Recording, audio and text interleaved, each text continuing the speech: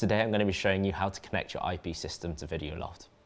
Videoloft is compatible with all leading camera brands and can help connect multiple disparate systems all under one roof.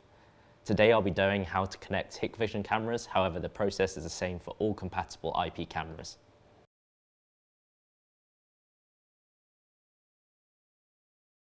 In its simplest form, Videoloft records all of the footage to the cloud adapter, but connects all of your cameras to the cloud, allowing you to view all of your cameras from multiple locations from anywhere in the world from Videoloft's web-based video management system or mobile app.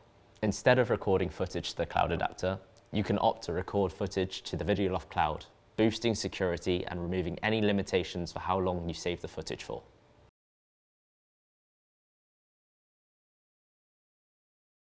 All you need is a Videoloft cloud adapter. The Mini supports 8 or 16 cameras and the rack-mounted Enterprise supports 32 or 64. You can connect as many cloud adapters as you would like to a single Videoloft account, meaning you can have as many locations or cameras as you want.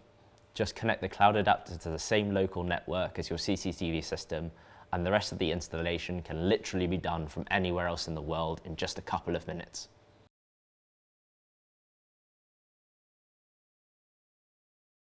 Log into your Videoloft account. If you haven't got any cameras connected, you'll see this screen. So just click Install Cameras. Enter your cloud adapter's cloud ID to connect it to your account. Next, Videoloft will discover all compatible cameras and recorders which are connected to the same local network as the cloud adapter. You just need to select the cameras you want to install and enter their usernames and passwords. In this example, we've shown a Hikvision camera, but the process is the same for all compatible camera brands, and you can install as many cameras as you need at once.